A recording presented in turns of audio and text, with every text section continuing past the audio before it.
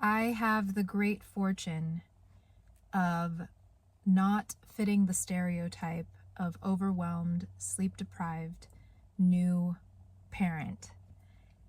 And it all has to do with support. And that's what I want to talk about in this video today, because it's not talked about enough. Yesterday I was out doing a grocery run for my mother-in-law, who was going to make a family meal for us. And I was overcome with gratitude and contemplating this season in life and the situation that my family and I happen to be in.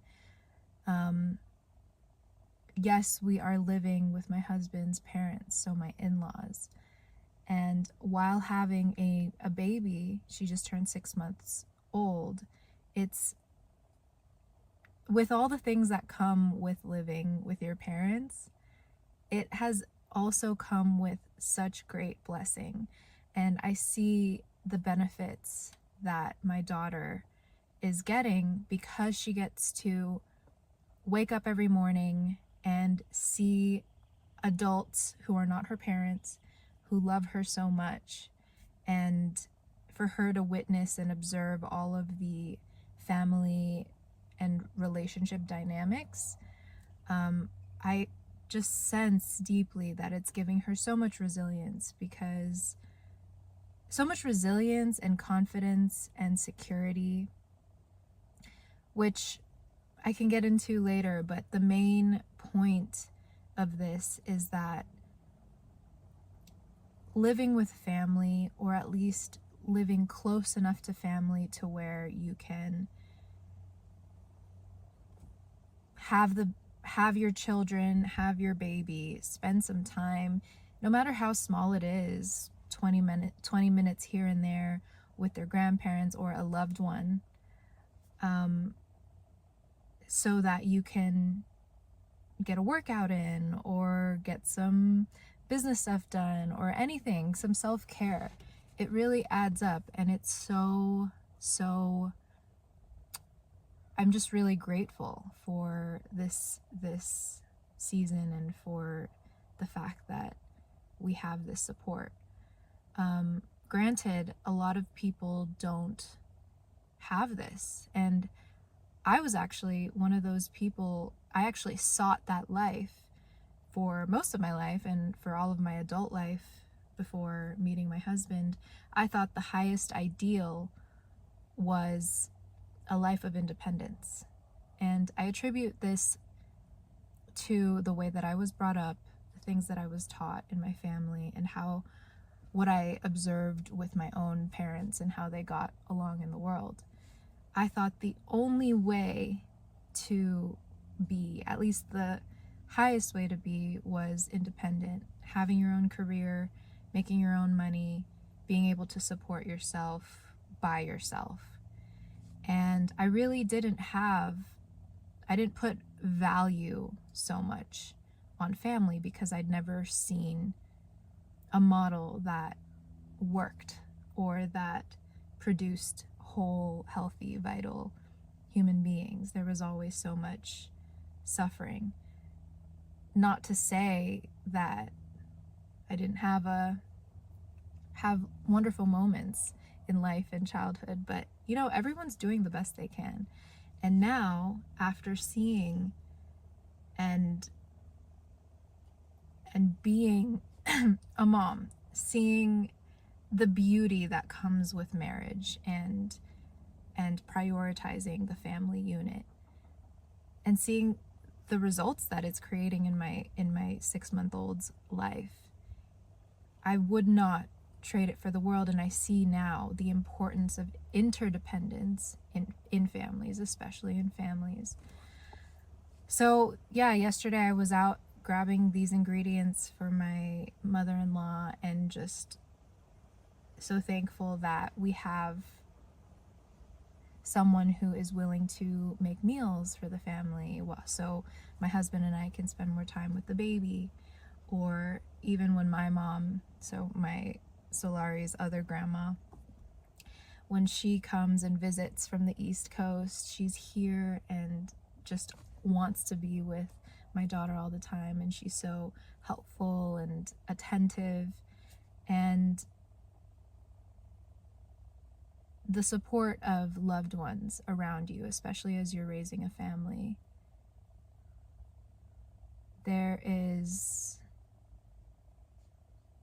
it can't be overstated how important that is in a child's life. Everyone always says how chill and peaceful my daughter is. And to the point, it's become so much so that I question whether this is abnormal for a baby. Like, I don't have any reference because she's my first child, but she has been so peaceful and just very calm and super communicative. And I feel that is due to the fact that she's surrounded by so much love, that she feels so secure. And when you know that you are loved, that is the greatest superpower. When you know that you are loved, you don't feel like you have to be self-sufficient, as I did. You don't feel that you are the source of your survival or your confidence. And this is why being rooted in my faith, which is a pretty newfound thing within the past few years, has been such a game changer. And I'm so excited to watch my daughter grow up in a house that is rooted in faith, and to have her know that not only is she loved by all of these humans and adults and family around her, but even more so, unfathomably so, by God, who is the ultimate provider. That's something that I still contemplate on the daily and still just am in awe by. And my heart breaks for the old me, the little Gabby, who didn't have this knowledge growing up, and so had to find other ways to survive in the world. But if we can set up our children with a solid foundation of truly knowing that they are loved beyond even human love, that parents can be supported because they have community, they have loved ones around them, how much stronger of a family unit would we create? Like, what are the possibilities even? It's really awesome to think about. And I know that there are some people out there who maybe you don't have the best relationship with your parents or with family. Maybe you were like me, who strived to be isolated and to build my own world and to leave everything else behind. But this could be a really great opportunity to mend relationships, to let go of ego and see what the possibilities are for a relationship. Boundaries will still need to be communicated, most likely. And that's where the craft and the art of communication and relationship building comes in. So much pride and ego is in relationships, and it just like poisons what would otherwise be a wonderful bond. So if you are going back to my main point, which is not being overwhelmed and sleep deprived, it's all because I have the support around me. Another ego death that many of us have to go through, especially moms who find it difficult to ask for help, is letting people know when you need support and verbalizing it to them. And I'll make another video on that because I do have some tips on how to make that seamless and not so uncomfy. But for the sake of this video, I want to ask you, if you are considering an isolated life away from family because you just can't deal with it. Or maybe this is something you're maybe feeling overwhelmed in parenthood and you feel kind of lonely and alone. How can we make the step toward healthy family bonding and relationships so that you can get the support that you need when you need it? It can be the smallest step, but what would that be? It could be making the phone call or scheduling a dinner once a week, or planning a family trip. Whatever it is, whatever works for you, what would that be?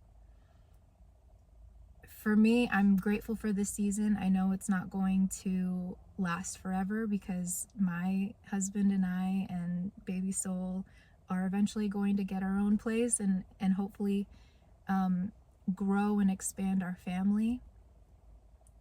So it makes me all the more grateful for what we have right now. And I'm taking notes to see how I can replicate this in the future so that every single family member feels free to ask for support or to even just know when someone might need it. So yeah, leave it in the comments. How are you making that step toward strengthening family dynamics? And until next time, be well today.